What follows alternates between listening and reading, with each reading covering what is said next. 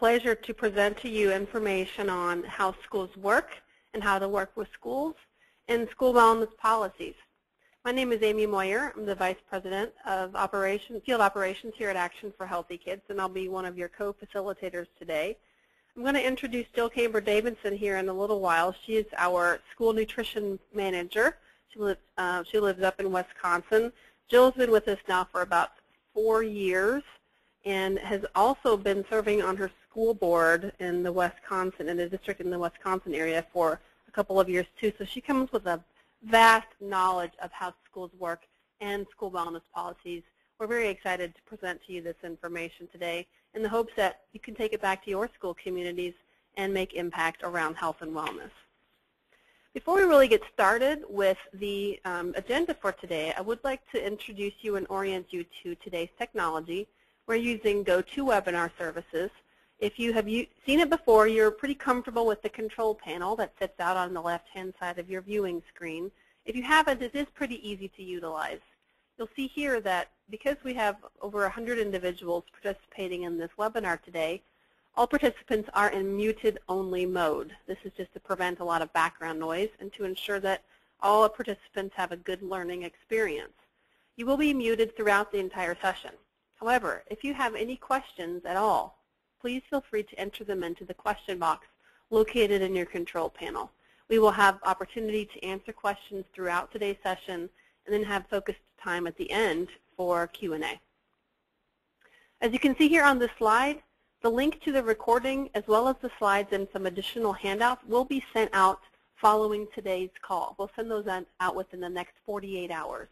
So feel free to just sit back and relax. You don't need to take notes frivolously. We will be providing this information to you. This will enable you to share it with others as well as review it again if you need additional information. Without further ado, let's go ahead and get started. First, I'd like to give you a little background on Action for Healthy Kids, just in case you aren't familiar with what we do. Action for Healthy Kids is a national nonprofit, and our focus is to fight childhood overweight and obesity and undernourishment and physical inactivity in schools, so that schools can be healthier places for kids to learn. We are a group of moms, dads, teachers, students, school wellness experts, and community members that have come together to create healthier learning environments for our children. And we believe that everyone in the community, everyone in our states, everyone in our country has a role to play in helping to end the nation's childhood overweight and obesity epidemic. So the tools that we offer, the resources that we make available, make it possible so that people across the country can take action in their own schools. We were founded in 2002 by the then Surgeon General, Dr. David Satcher. He came out with a report on overweight and obesity, and it was really the forefront of this epidemic when trends were really starting to show an uptick in overweight and obesity. And he said at the time in his report that an organization needed to be formed that focused specifically on nutrition and physical activity in schools. Hence, Action for Healthy Kids was born. Today we have more than 70,000 constituents and members and over 70 partners across the country that work on our issue. Our goal is to create those school communities in which children not only learn how to make healthy choices, in health class and physical education class, but also get to practice those healthy choices from the minute they walk into the front door to the end of the school day and beyond. So classroom parties, recess, physical activity brain breaks during the course of the day, before and after school programs. It's really our goal to give students an opportunity to learn and practice those healthy choices during the school day. This presentation is part of the Action for Healthy Kids Parent and Volunteer Leadership Series. We know that parents and volunteers play a crucial role in creating healthy school communities and, generally speaking, just healthy students and healthy kids. We have found that school communities that engage a strong constituent base of parents are more effective at creating healthy changes that last. Those parents and community members can provide extra hands, can provide the people power that's needed oftentimes to run some of these additional health and wellness initiatives. So our goal is to provide resources and tools and empower parents and community members to help partner with schools in these efforts. You can see the full series listed here below. Today we're going to focus on how schools work and School Wellness Policies 101, so Topic 2 and Topic 3. You can see from our website, and we will send this information out in our follow-up message, the other sessions are scheduled throughout the rest of the semester. You can participate in those as well. So let's get started. We're going to first focus on how to work with schools. Understanding how school systems work is very important for getting wellness initiatives started. If you don't do your homework in this area, it can be a real barrier to success in a lot of situations. So during this part of the webinar, we're going to give you an overview of how the school leadership structure is built, how school groups function, and we're going to provide you with some strategies for building relationships within your school community. So this step is going to be key to really helping you be successful at building health and wellness initiatives in your school. So first, let's talk about the public school leadership structure. This may seem a little bit in the weeds, but again, it's important to understand how schools work, where your decision makers are, where you can go to find passionate people and partners to get your goals accomplished. This graphic provides a visual to explain how public schools just generally operate. Students and parents are at the top. They're the customers, and they are the reason why schools exist. Then you can see that the school board is next on the hierarchy. These individuals are elected by the public, and they're ultimately responsible for overseeing the district's success. The superintendent, the district administrators, and the district advisory teams are below the board. You'll probably be working in the 4th and 5th tiers, which start out with the school improvement team, school leaders, teachers, so on and so forth. These are individuals at the building level, like principals, assistant principals, teachers, staff, and the like. You can focus on these types of people to help you gain partners in your work. Obviously, getting teacher support and buy-in is going to be key if you want to make changes in the classroom. If you want to make changes on a broader level in the hallways and other areas, you may have to partner with custodian staff, food service management staff, and other school nurse types of leaders. There's lots of opportunities for you to find champions in the school building. Overall, the building administrators, especially the principal, are the key players in the success of individual schools. So it's very important that you get their support from the very beginning. So this, again, may seem like basic information, but when it comes to schools in particular, there is a process you have to follow if you really want to make some inroads.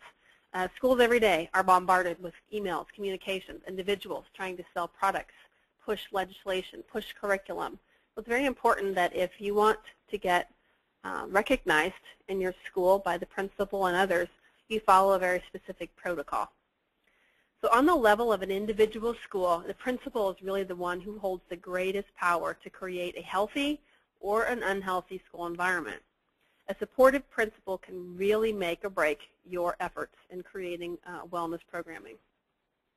So action steps for engaging the principal and even other school leaders like the assistant principal. First up, introduce yourself. If there's a family fitness night or PTA or PTO type of event, figure out who your principal is and just make a general introduction. Generally speaking, that may or may not be the time to push your agenda. Just make an open conversation and start the relationship. Try to make a point of chatting with this principal whenever you can and show that you're a dedicated parent. Go into the classroom when there's opportunity, volunteer for classroom parties, show up at family fitness nights or whatever kinds of school activities you may see. Join other teams to really help show that principal that you are a dedicated and passionate parent looking to make a difference. Most importantly, try to understand the vision of the principal, the principal's philosophy, his or her priorities. What concerns does he or she have? Is it test scores, absenteeism? Do they want more parents involved? Do they have major behavior issues in the classroom? Think about ways to present your ideas as solutions to the principal's primary concerns and priorities. So if it's testing, for example, you can look at health and academic achievement and look at all the research that supports how being physically fit and eating healthy diets lead to healthy and smart students. If they are looking for absenteeism, if they're concerned about students not coming to school, Look to see if school meals programs, breakfast in particular, can help bring those kids in and really help shape your talking points around your principal's concerns. And then, of course, schedule a meeting. Involve other parents if at all possible. Principals react to issues if many parents are seeing it as a concern. At this meeting, explain your concerns in a positive manner and present your ideas for addressing them. Try to align your project with the principal's priorities. So again, link it back to test scores or absenteeism or behavior issues. Be prepared. Bring research, success stories from local schools and others to really help sell your points. And most importantly, really try to avoid adding anything to your principal's to-do list. They are very busy people. Emphasize that you and your team of parents, your champions that you've gotten on board from your teachers, school nurses, physical education, food service staff, your team will help do the work. And all you're really asking for from the principal is their permission and their thumbs up to move ahead. Depending on your project, you're also going to want to develop relationships with other entities in the school. So we've talked about several of them here. Here you can see them visually. These are groups that you may want to turn to gain additional partners, to gain access to various decision makers in the school. Again, classroom teachers, food service department staff, the PE staff. PTO, PTA is often a tremendous resource and are very well connected to many parts of the school. Before and after school providers, even if they aren't school staff, YMCAs, Boys and Girls Clubs, other local community-based organizations, they can still be champions in support of your cause.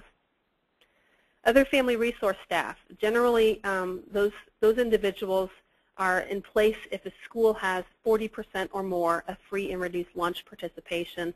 So those are very good resources for you if you're a school with very high needs. And then, of course, too, your accountability and school improvement plan team, which we'll talk about here shortly. So this accountability and school improvement team is the formal team made up of lots of individuals in the school community, teachers, school leaders, again, like the principal, assistant principal, key decision makers, but it also includes community members and parents. And this team is the team that develops goals for the school. It lays it out in a document, oftentimes called something like the school improvement plan or the annual accountability plan. Goals vary by school, but usually they relate to some kind of academic achievement or improving the school climate or the culture in some way. School improvement plan sets the direction that school takes, so it's really the plan for how schools operate. As a result, this is oftentimes the best place to house wellness goals. And since progress on these plans are most likely to be reviewed and evaluated by the school board and other leaders, sometimes more frequent than other policies, makes it a really good place to house these initiatives. I apologize for the dog barking in the background, but now is a good time to turn it over to Jill, who's going to talk about some action steps for engaging various school groups. Jill? Hello, everyone. It's great to be here. And I would like to talk a little bit about how to engage your principal. We talked about the principal up front because it is really critical to get him or her on board before you get started, basically getting their permission as you get going. So let's talk about the action steps for engaging the group. First of all, first step is pretty obvious. Introduce yourself. That is who you are, your relationship to the school, and it might be where you work, or different places that get you connected. Second is to develop a friendly relationship with the key people in whatever area you'll be working. Take some time to go to the school cafeteria. Sit down, have a breakfast, or have a lunch with the students. Try the food. Become an active part of the PTO or the parent group at your school. Or think about volunteering in the classroom for active events or before or after school programs or clubs. Consider joining the accountability or the school improvement team. And many school districts and schools are looking for people to get involved in other projects. It might be something like a math group or a planning group. So keeping your eye out for those that you become involved. People will take you more seriously if they know that you're interested and involved in different areas of the school community. Then become familiar with the requirements that relate to your project, such as a school lunch program requirement, breakfast program requirements, PE program requirements, whether it be in your district or your state, and try to truly gain an understanding of the overarching role that these policies will play in guiding or mandating the many aspects of how schools will work. One thing to think about right now in terms of requirements is many schools are working on Common Core. So thinking about how does health and education fit in with the work on Common Core. During other sessions that we have in our series of webinars, we can address these types of policies in more detail. So stay tuned as well. The fourth step is to look at the key people that you can ask questions to. That is, try to understand their priorities, their philosophy, and their approach. State any concerns in a very positive manner and making sure that they know you would like to work with them to find a solution that will benefit everyone. Show your support, listen, and research to come with solutions, suggestions, and ideas.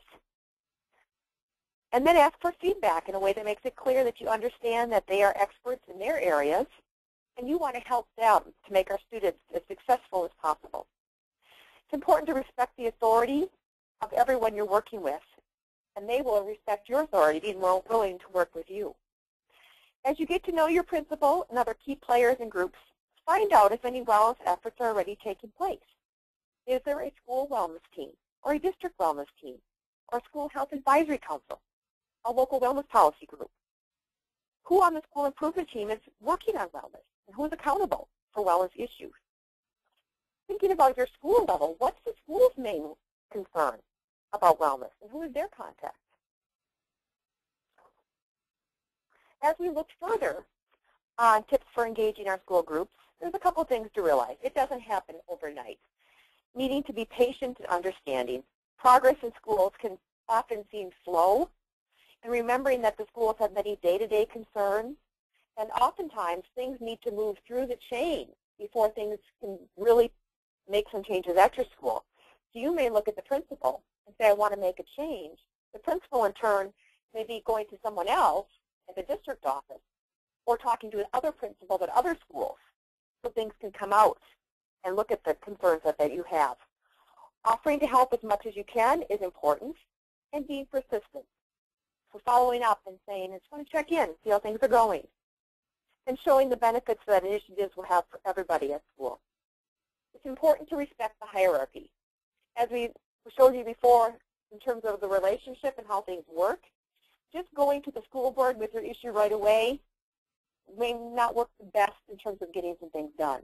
Rather, starting back with the classroom teacher if you have a problem with a party in the classroom, or the principal, and then working with them as they can work it up to make the changes that you want to happen. Remembering to be very positive and constructive.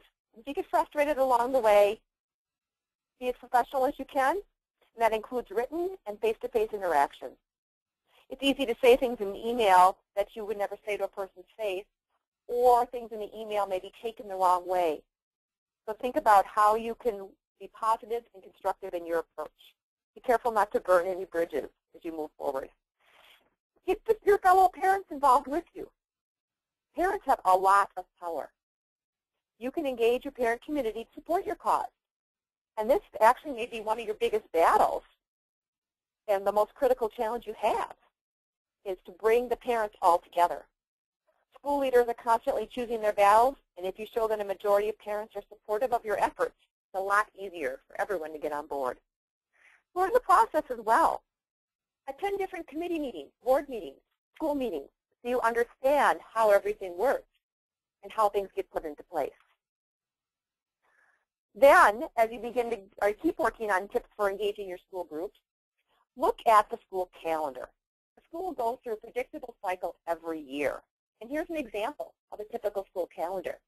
In August and September, most efforts are spent on back to school. This is getting those kids back in the classroom and really getting things going. There's a lot of positive energy during this time. Everyone's forming their action plans to take advantage of this. This is when you can use that energy and engage others in your project before they have everything else scheduled.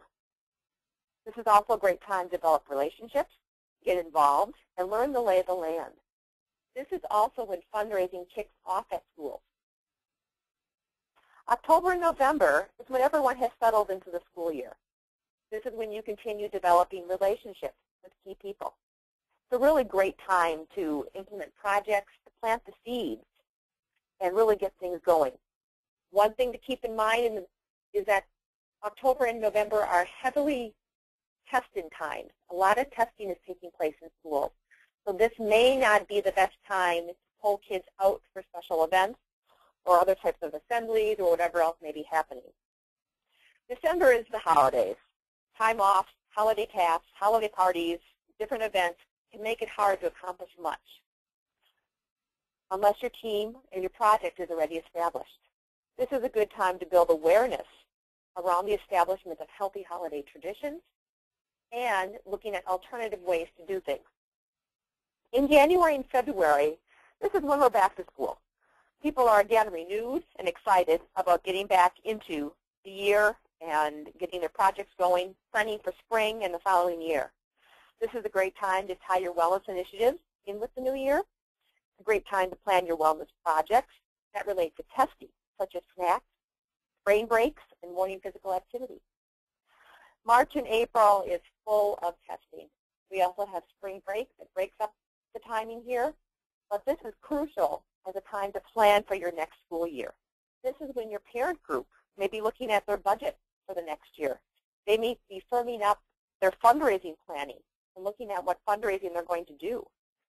And it's a great time to think about what are you going to do next year for your wellness activities. After the testing is over, this could be a great time to have some fun physical activity related projects, because everyone's getting a little antsy now that the weather is getting nice. In May, this is the time to really kick off what's going to happen next year. Yes, we're all busy with the end of the year activities, and it's hard to put something new in May, but it is the time to start thinking about the next year. Begin that planning in advance. Because if you get everyone on board in May, when they take off in June and July for a break, you've got the groundwork already laid, and many people will be refreshed and ready to come back in August to kick off that new plan. When you are looking at the school groups and anything food-related, it is important to be sensitive when discussing food. Food is very personal, and we need to look at just any type of attitude we may have about food when we're discussing it. This includes fundraisers and different things that are happening. Some people are very invested in what they are looking at for a fundraiser. So thinking about easy projects that aren't impacted by large constraints. Thinking of the best interest of the children as your top priority. And focus on easy wins, maybe a small classroom party to start with, or a small fundraiser rather than the big all-school one, or tackling rewards as a way to start, or athletic events, or one vending machine at a time getting started. All the while, you're learning the lay of the land, you're proving yourself as a powerful advocate and an asset to the school, and you're getting people on board for larger projects. It also means that you may have to compromise, and don't view that compromise as a defeat. Rather, think of that as baby steps, as a partial victory that lays the foundation for future efforts. And consider the long term, putting practices in place now to ensure your project's sustainability over time is really going to be successful for you. And thinking about engaging your school groups, it's really about building a relationship, and it really does take time. We have a success story to share with you, and this is from Hudson City School District in Hudson, Ohio. Parent champion Sarah Adams was the first health and wellness chair in her local PTA, and she decided to get to know the nutrition director for her school district. It just so happened that when Sarah took on her new position, the current nutrition director was retiring. So Sarah was able to do an exit interview over the phone to get the director's thoughts and ideas about what's working well, what was needed to improve in the district regarding health and nutrition and a good, healthy environment. And then, when Sarah met with the new nutrition director, she scheduled an appointment. She was able to sit down and talk very knowledgeably about what was happening in the school district and the next steps for a healthy future.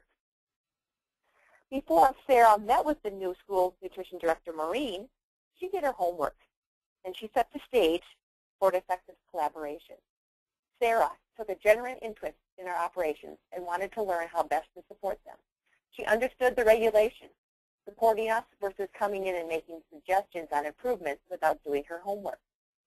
This automatically created a positive communication, mutual respect, and a synergistic dynamic that makes our relationship and projects so successful. This quote was from Maureen Pisanik, the new food service director at the Hudson City School District.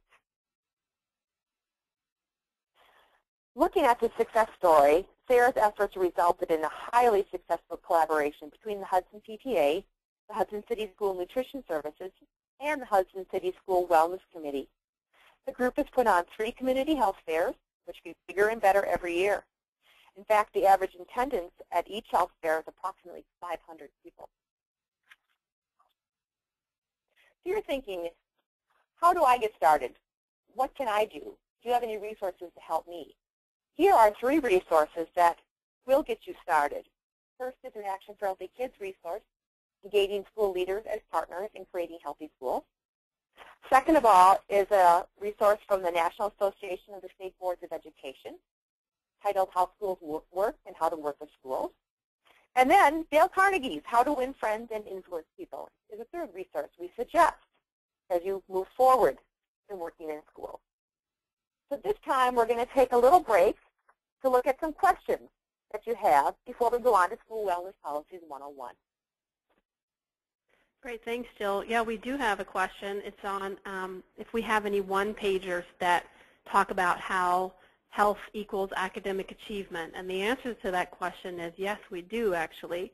Bear with me just a minute. I'm going to bounce off of the presentation.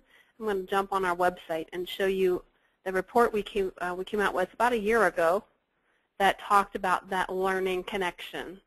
Learning connection, what you need to know to ensure your kids are healthy and ready to learn. This is the report that we came out that really is a compilation of research over the last 5 to 8 years looking at how physical activity and healthy eating benefits academic achievement. We'll make sure to send this email or this link to this report to you in our follow-up message. You can also find it directly on our website, actionforhealthykids.org, under the Learning Connection report. So that's definitely a great resource. It's geared towards parents and community members and their efforts working with school educators. It talks a lot about research that supports healthy eating and physical activity and gives you some key pointers on how you can use that research to help sell your initiatives to your school principals. We've got another question, too, about the slides. Yes, again, this call is being recorded. We will send out slides as well as additional handouts and the recording so that you can use them accordingly. So here's one particular question. Jill, you may be good to answer this one, and I can jump in too. There's a school that pushes pizza every week as a school fundraiser. And if you don't buy the pizza, you're not a good almond eagle. So you're not a good school, you don't have a good school spirit. How do you suggest this individual starts with that conversation with school staff and stakeholders? This is one of those examples that you may have people that are very vested in this fundraiser. This is something that they have done forever, and it's just the way they do it. I know many districts are this way with cookie dough, that this is what we've always done and this is what we're going to do for our fundraiser. So it's taking a look at this and saying, first of all, what is the purpose of our fundraiser? Raising money for different things, and then looking at how much money do we actually make from this fundraiser. You may find, as districts look at this, that over time, these fundraisers, the same old thing, lose their luster, lose their appeal to some of the students because it's something that's every week. It's not a great, great draw anymore. And look at, is there some options we can do instead? And it's important to point out as we look at fundraising that can we do something else besides food? What else can we do?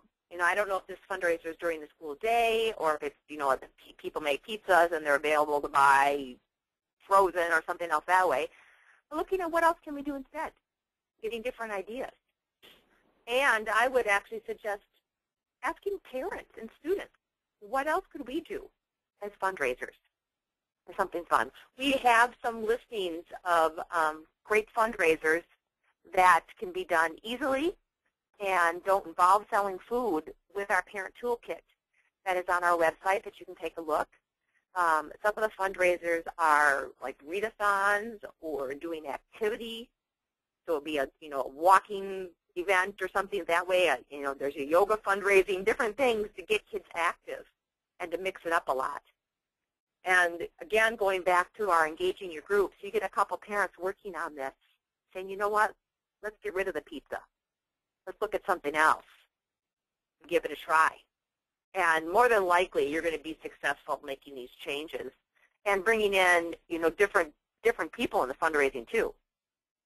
So I always like to point out, when you sell food, you are actually, the fundraising group is the parents themselves. Parents are buying the pizza. They're paying the money. So it's basically, you're writing a check as the fundraiser every time. And many parents say, you know what, I'd like to do something different. Some additional information just came across about this particular instance. It's sold during the school day on every Friday. Pizza is the only hot lunch option, and it makes about $20,000 a year. There could be the possibility that the food service department uses it to help generate additional revenue. Well, there is a session in this series about school meals. It really helps you understand that school meals departments, school food service departments, are self-sustaining. They do not receive additional funding from the other school departments. They're really on their own and through the USDA reimbursements and funds that they generate through the selling of products. So it's a conversation you definitely want to have with your food service director. Help understand their issues, help understand a little bit of their budget if they're willing to share, and together find some alternative solutions to the pizza issue.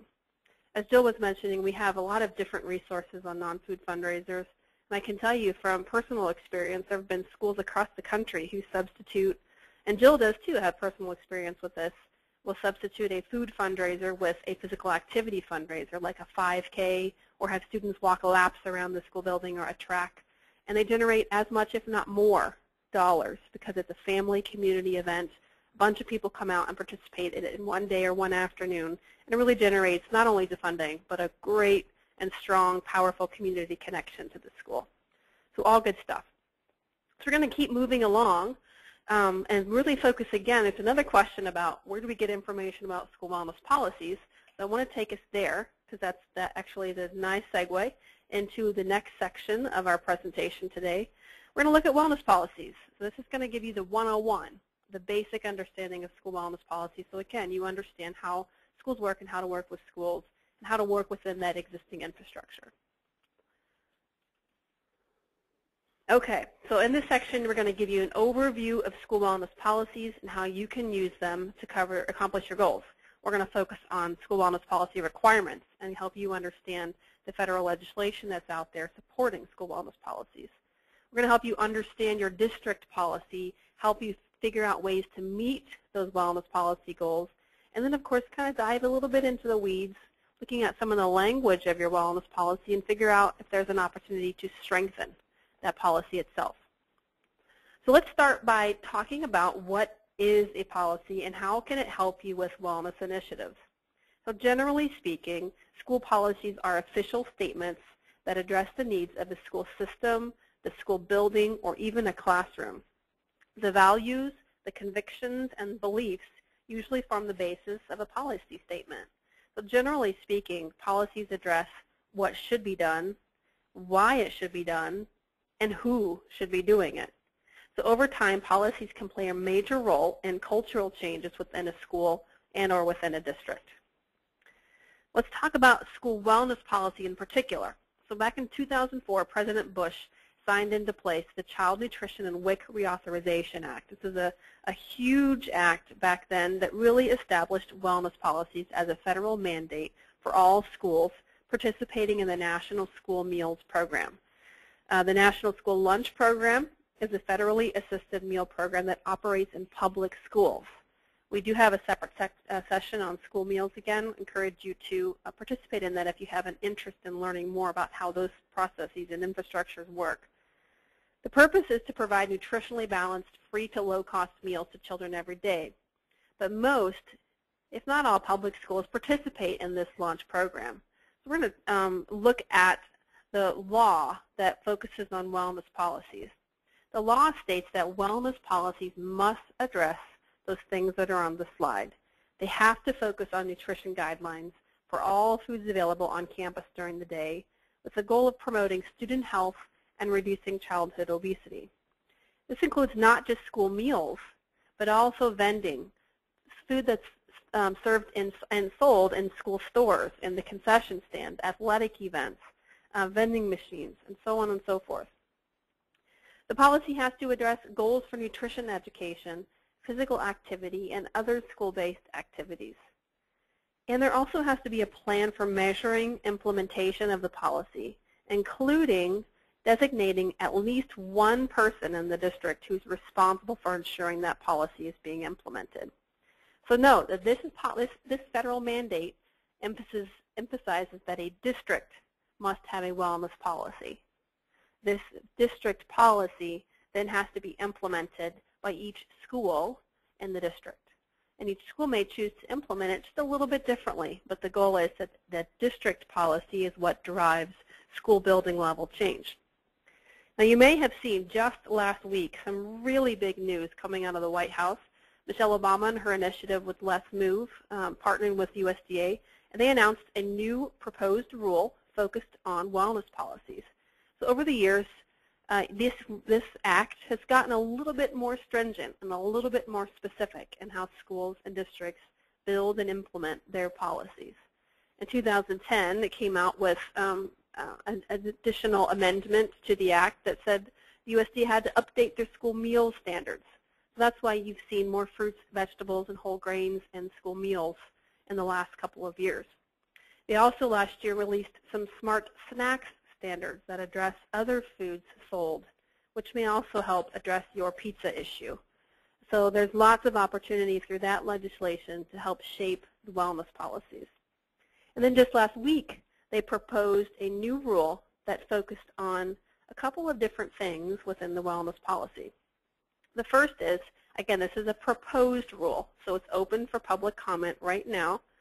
At first, the new proposed rule addresses foods and beverages marketed to children in schools and says those foods and those beverages have to be consistent with the Smart Stack standards that came out last year.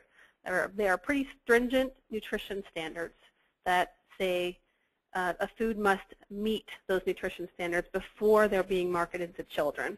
This is huge because we know that products that are marketed to kids have a huge influence on choices they make in school and out of school, and the choices they encourage their parents to make in the grocery stores. So this is a very big move in the right direction. The rule also looks at accessibility of the lunch and breakfast program and tries to make sure that more hungry children gain access to those programs where needed. So again, this is a proposed rule. We'll talk here in a little bit about how you can make comments to the proposed rule and where you can find out more information. But it's definitely, on the surface, a very good move in the right direction, and we're excited to see the progress that it makes. So the law, again, the Child WIC and Reauthorization Act also requires that wellness policies be developed and implemented by local parents, teachers, administrators, school food service, school boards, and the public. So this is not a state initiative. This is not even a regional initiative within states. It is a local, very local district and school building level effort. This provides some flexibility for local schools and districts to develop policies that meet their circumstances, their challenges, and their unique opportunities. It's important to note that although this policy is mandated, it didn't come with additional funding or even a method of enforcement. So it may or may not actually exist in your district. It's very likely that a policy does exist on paper. Whether it's being implemented or not is really what you need to figure out. This is a district requirement, so again, what takes place at each school may vary. You may have to do some digging with the relationships that you've established with the principals, school nurses, physical education teachers, maybe even food service staff, kind of do some digging and find out what people know about the wellness policy in their district and how it impacts their school and who may be responsible for it. It can make a huge inroad if you figure out who those individuals are. And unfortunately, we don't really know. It depends on the school. Whoever the principal felt was in the best position to lead that effort is who was appointed. Some states are beginning to require or recommend that health and wellness goals be included in those improvement plans we talked about a while ago, those annual accountability plans that have to be met for the school to be successful. So that's fantastic news, because ultimately that's what we're driving for. Health and wellness is part of the culture, the policy, and the procedure that the school operates under year in and year out. Talked about this just a minute ago. In 2010, the Healthy, Hungry, Free Kids Act expanded upon that law passed in 2004. It really looked at provisions for local wellness policies and placed greater emphasis on the implementation and the evaluation piece. So in 2004, we focused a lot on the development of the policy. 2010, we're looking at implementation and evaluation, and then public reporting on their progress. So this law required reporting to the public about the content and implementation of the wellness policies. School districts and schools are required to post somewhere how they're progressing in implementing their wellness policy. It also requires periodic assessments that's set by their state to figure out how they're comparing to other schools in their district, other schools across their state, and how they're generally comparing to their actual district level wellness policy. And it also stated in 2010 that the wellness policy had to include an additional component around nutrition promotion. So not just education, which is fantastic, but also promotion. How are foods being promoted in the cafeteria, in other areas of the school building? Are you promoting fruits, vegetables, whole grains, low-fat, fat-free dairy that we know to be so nutritionally dense for students? So let's take a shift a little bit. Now that you have a basic understanding of wellness policies and the legislation that helps to shape them, let's talk about action steps that you can take. Parents can get involved at the district level. They can get involved at the individual school building level, or both. It's really a matter of how comfortable you are and where you feel you can have the biggest impact.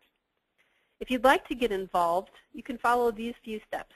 First, find and read your district's policy and any guidelines that you can find that exist for your individual school. This may take some digging. It may take some asking for individuals in the school building to help you. Sometimes this information can be found online in the school's website. Sometimes it can be found under food service or physical education if you're looking at departments within the school building. Maybe under student services. Another place could be to look at the family or parent handbook that you receive at back-to-school nights, or even in the school office. So there's a few different places that schools can house these types of policies that may be good places for you to begin. As you read the policy, pay particular attention to the language.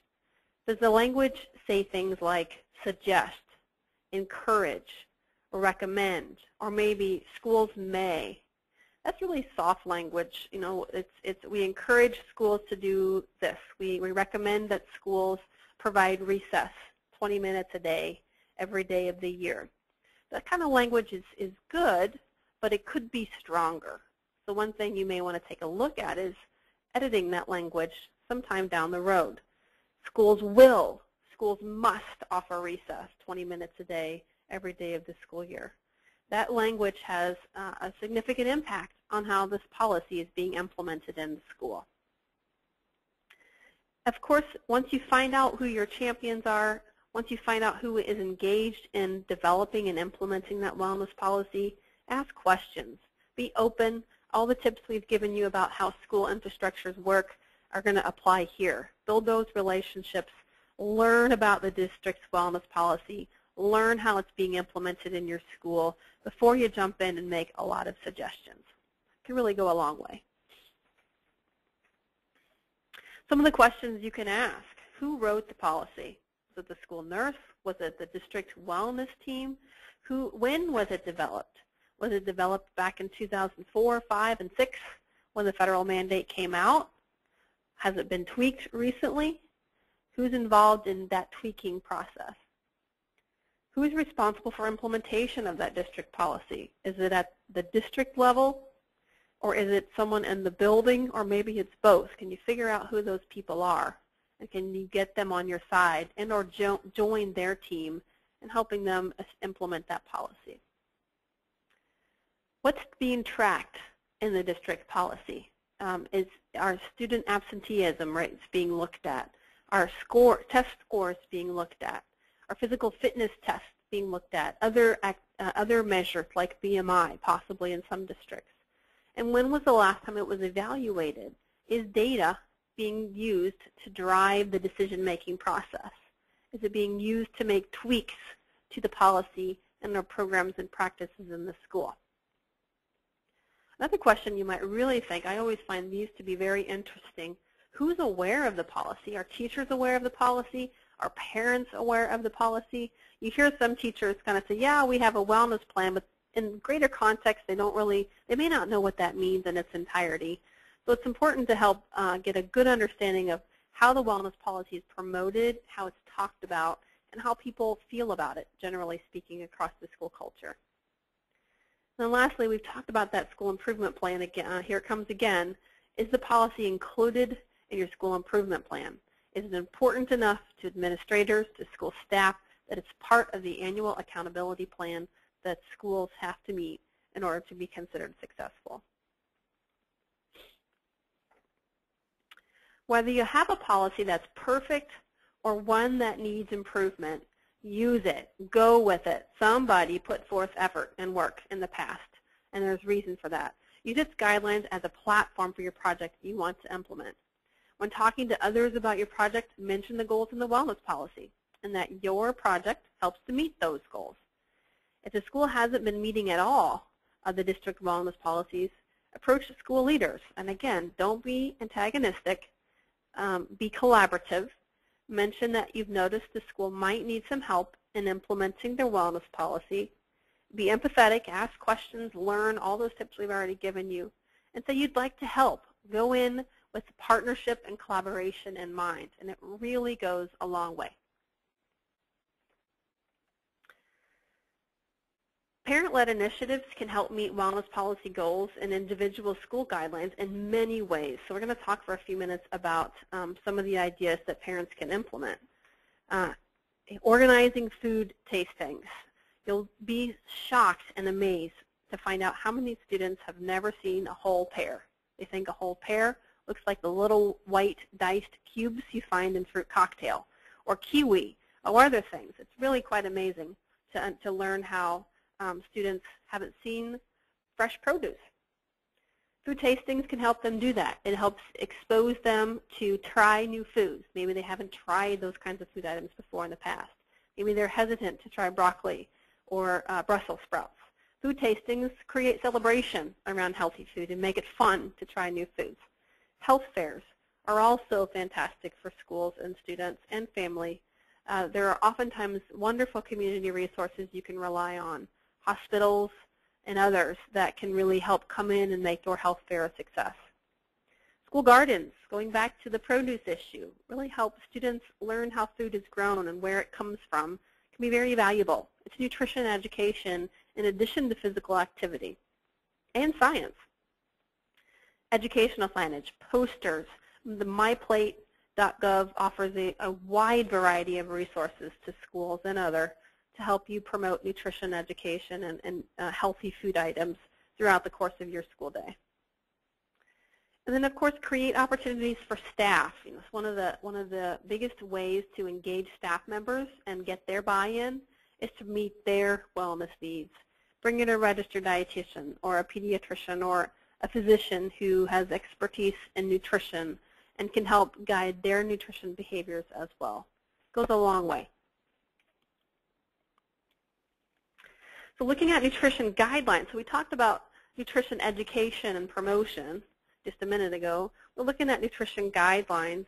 Here are some ideas that you can consider looking at nutrition guidelines.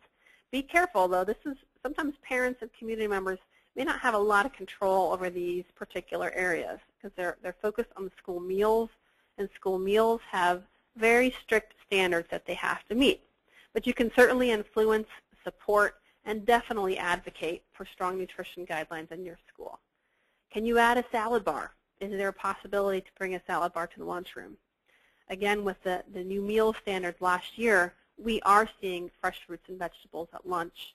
And a research study just came out yesterday or this week from Harvard School of Public Health that showed that 23% of students are choosing fruits and 16% of students are actually eating more vegetables. So the new standards have gone a long way in helping our students eat more healthfully. Can you influence vending, concessions? You know, if a concession stand is operated by a PTO or PTA, can you influence the products that are being sold there? Does it have to be sodas, candy bars, cookies, chips? Can it be some healthier items in addition to those sweet treats? And then look at your snacks and celebration guidelines. Going back to those classroom parties, one of the ways I think parents can influence school environments in a very significant way is looking at those classroom parties and other opportunities for awards. Instead of awarding classrooms with pizza parties, ice cream parties, or celebrating with cake, is there an opportunity to make those types of events more healthy? Can they be more health promoting? One school in Georgia decided instead of celebrating their monthly birthday party with cakes and cupcake, they completely shifted and allowed the kids to go into the gym and just opened up the equipment closets and let the kids play for an hour. There wasn't a single complaint from a student who said they missed their cakes and cupcakes, and they were getting a lot more physical activity and having a lot of fun celebrating in an open gym concept. So meeting wellness goals around physical activity. Again, there's a lot of things that parents can do around physical activity. Walking the school buses. Can you organize parent volunteers to help students get to school during the day? Can you create active recess? Active recess is where students have a little bit more structured play. They're not all just hanging out by the tire swings, maybe getting into some fights, but it's a little structured. Games of kickball, games of tag, things like that that can help get kids more active. Can parents influence before and after school sports and exercise clubs? Yes, they can. There's a great opportunity for parents to make sure that the activities students are being provided before and after school include nutrition and physical activity initiatives. Brain breaks are also very popular. And what's great about brain breaks in the classroom is they can help meet core curriculum. So you can do brain breaks that have them counting jumping jacks by 5s, by 10s. You can be doing yoga exercises that have them counting by 2s, or etc. So there's lots of opportunity to help bring physical activity and academic standards together. And then lastly, is there an opportunity to improve the schoolyard, the playground and facilities, equipment? A lot of times physical education teachers will tell you they just have no budget for balls, jump ropes, hula hoops, and the like. So one thing the parent groups can do especially is fundraise for that type of equipment and even some improvements on the playground.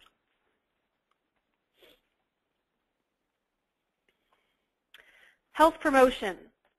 We've gone through almost all of our wellness policy requirements now. Health promotion, what other opportunities are there to promote health throughout the school day? Can you bring recess in before lunch? Seems kind of simple, but it's literally as it states. Can you offer recess to children before they eat lunch? So instead of being at their lunchroom, scarfing down their food to get out to the playground, they are having recess. They're getting all their wiggles out, getting a lot of exercise done before they come into the lunchroom, and they're oftentimes hungrier. They're oftentimes more, they're better behaved once they make that transition from the cafeteria to the classroom. Family health nights. Can you make those back to school, fall fun nights, or springtime family nights into health opportunities? Is there a way to bring health into those events? Healthy rewards. So again, going back to the pizza parties, the ice cream parties, if a classroom does this, that, or the other. If a student gets an A, are there opportunities to promote healthy rewards versus some of those sweet treats? Fundraisers, we've mentioned those before, and then Get in the Action community events, which we'll send more information about in a follow-up message.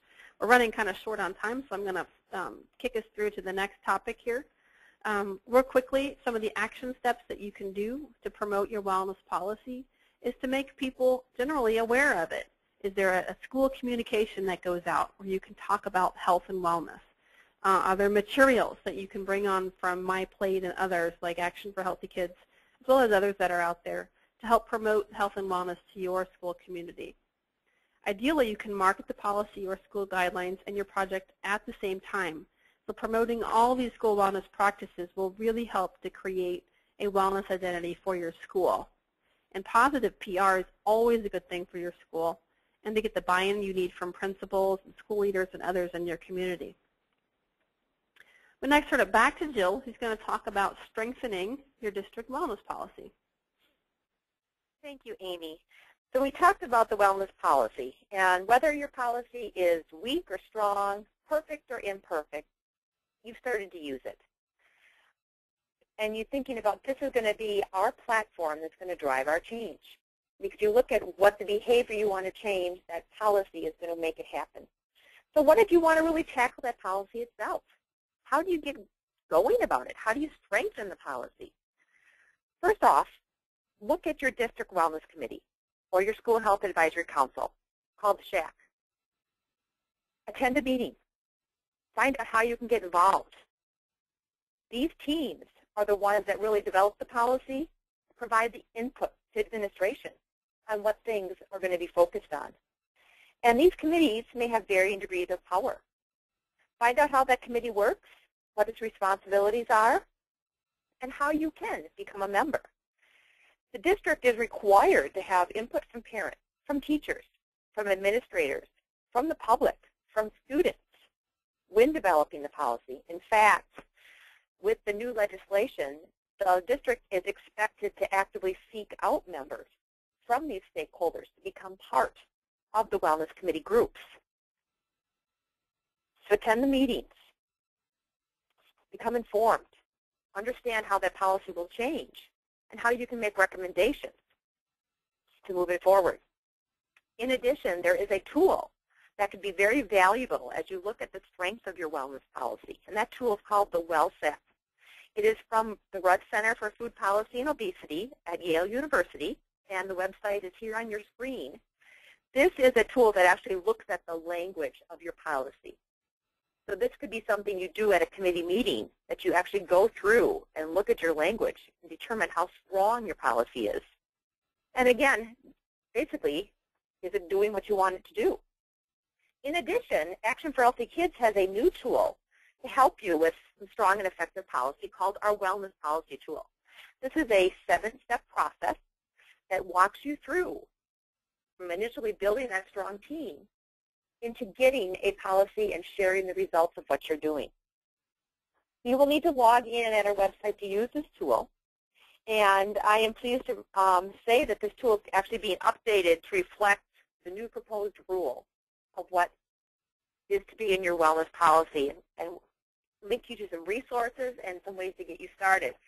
So we have some questions asking about how do we get people on board, how do we get started with things. This will help you. And if you don't even have a district committee, step one, building a strong team, helps get you started. So it tells you who needs to be there, how do you bring it together. And looking at that team, if you want to form a team at the school level, you can do that as well. The new legislation actually states that teams can work at the district level or at the school level or both. So that team at that district level doesn't need to be formal. It can be linked with your district committee. It can report back. But rather, this is a way to help establish the health and wellness through a local contact at each school. With the participation and support of your school leaders, your wellness team can create school policies or guidelines related to fundraising, rewards, family events, birthdays, parties, recess, all kinds of age-appropriate concerns. And when you start at the school level, it makes it a little easier to make that environmental change. And then this can, again, feed up to the district as far as policy guides. Our parent toolkit page in our resource clearinghouse will offer you numerous tip sheets about the food culture, the food environment, and some best practices to help you go forward with this. with the wellness policy and the school improvement plan, or it might be called something different at your school, such as an accountability plan or a system that way, these plans operate at the state, the district, and school level. It's a really great way to focus some attention and look at what the district or the school's priorities are. So a school may choose a couple goals, 3 goals maybe, that they want to focus on for the year. And you can look at how do nutrition, physical activity, and healthy students fit in with that goal. So keeping in mind again, being positive, being a resource, and respecting the school leader's authority. And next slide, Amy.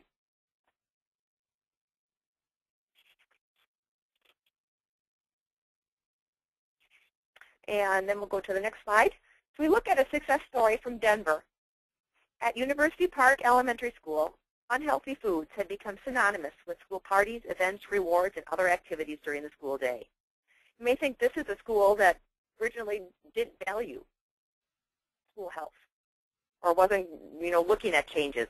So one parent came forward and said, we need to make a change. She helped form a wellness committee, and she led the push to healthier foods. So what this parent did with this wellness policy group is that they looked at some guidelines with the following language. They encouraged fresh fruits and vegetables at snack time. All events and celebrations involving shared food should focus on something healthy. And please do not bring in food or beverages for students to share unless by teacher request. I'm going to say this is an interesting one. This is a real hot topic in a lot of schools right now, that schools are requesting that you only bring in student food for your own students because of food allergies and people's concerns about food colorings and dyes and gluten, that they're asking instead that you just bring in for your own students. And again, looking at food rewards as well. So if we're looking at healthy food, why do we reward behavior with something that's not healthy? So instead, the PTA is providing non-food rewards that the teachers can give out instead of food items. University Park Shared Food Guidelines became the foundation actually for a broader wellness program that included physical activity initiatives, backpack program, and much more. This is a great example of the momentum that's created by one wellness team had some wonderful results. The University Park students are consuming hundreds of pounds of fresh fruits and vegetables every year at school. Parents report that kids are eating more fruits and vegetables at home. There is a growing awareness that has led to actually a culture shift, which is reflected in the foods and beverages brought to school for parties and functions. University Park has won various awards for its wellness program and is referred to as the healthiest school in Denver by the Denver Post. These awards did not come by chance. The school worked hard to promote their success, which led to even more success.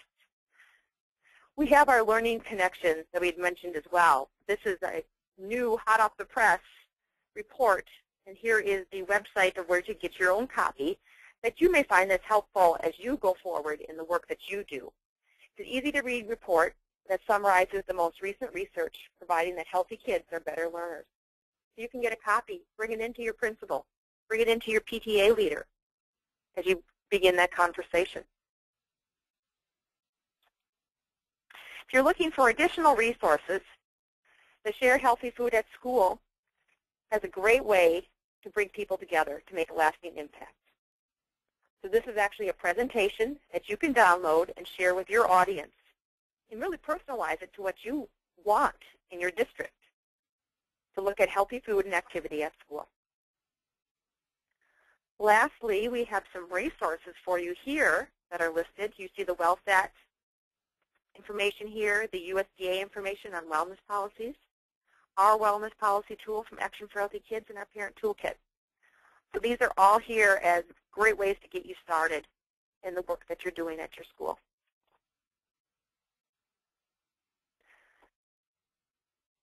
So at this time, as you look at our notes on our resources here, we would be open to taking some questions. We have people can hang on for a few more minutes to look at some of the questions that came in. We will attempt to answer them. Great, thanks, Jill. Just combing through the questions, there have been a few. So we've mentioned multiple resources in today's session. You've seen here we've provided you with the link to the Learning Connection, to our Share Healthy Foods and Physical Activity presentation. I really encourage you to take a look at those two. And again, we'll send out these links in the slides here in the next 48 hours.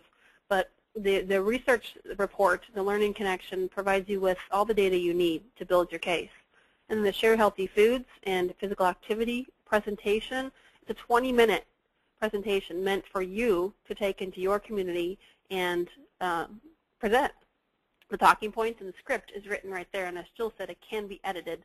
But a lot of what we're talking about today, including some of the data from the Learning Connection report and other parent leadership series, is combined into this 20-minute session and can be used to really help you gain the interest you need from community partners.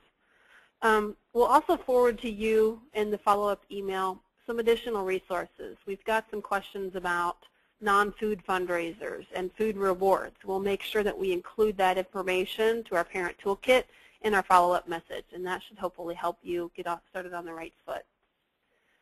There's a question here, where do we begin in a community that doesn't support healthy eating? Hopefully the success story helped answer some of your questions. That community in Denver wasn't that health promoting to begin with. It just wasn't something they talked about. It was not a priority, and it really took several months to several years to make a significant impact. Some of the things that we really encourage you to focus on at first are those easier wins. So again, build relationships with school stakeholders, but look at those easier wins. Can you influence classroom parties, food rewards, maybe a concession stand if you're involved in the parent group? Start small and build those wins and start showing some successes, and then you can make your way to other parts of the school environment. Generally speaking, the food service department is a fantastic partner to help with nutrition education and nutrition promotion. The school meal standards have really come a long way and have provided lots of fresh fruits and vegetables, whole grains, and dairy products to students. So they're a great partner to help you build the nutrition environment that you're looking for. Let me see some other questions. There's one in here. Has there been data gathered for behavior modification with healthy snack choices as opposed to high sugar food color dye additives? I'm not familiar with any data that supports that behavior modification. Jill, are you when it comes to healthy snack choices? I am not either. So that's something that we'd have to comb the research and see if there is anything in terms of the high sugar, high food, color dyes, those kind of things. I mean, anecdotally, there have been schools that have reported better behavior. Appleton School District here in Wisconsin actually reported much better attendance, better behavior when the food at school was changed with their students to more whole grains, more fruits, more vegetables, those kind of things. But that, you know, again, anecdotally, it wasn't a research project that went through with data. That actually might be something that you can look at as well, just in terms of kids, when they have something good to eat, how their behavior changes. We know that with the breakfast information, when kids have food in their tummy, they're much more likely to be more attentive in school, and, you know, better test scores, everything comes along line with that. So it definitely is, you know, something to keep an eye on and look at. So two questions that sort of go together. Are all schools, first of all, are all schools required to have a SHAC, a School Health Advisory Committee, or a school wellness team? And the answer is that all districts are required to have a school team that focuses on the implementation of the wellness policy. Schools are not, but we at Extra Healthy Kids and many of our national partners strongly encourage schools to have a wellness team. Because again, the district policy helps mandate what takes place in schools, but it's the school that really implements that policy. So what happens if you don't have a wellness committee at your school? As the mom in Denver, she started one herself. So she developed relationships with key stakeholders, with principals, with food service directors, with PE teachers, and even some parents.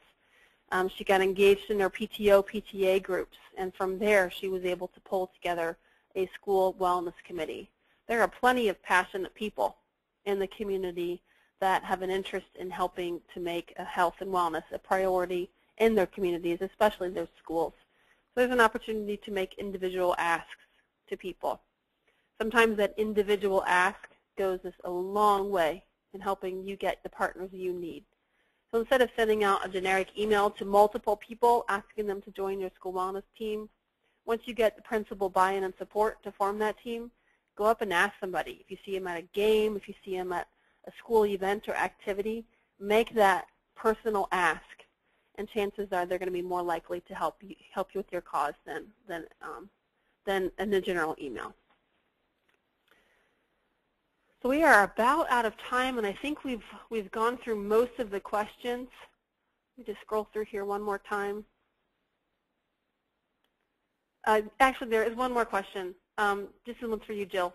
Do concessions at sporting events have to meet the same nutrition requirements as school vending and other areas of the nutrition environment? It's a great question.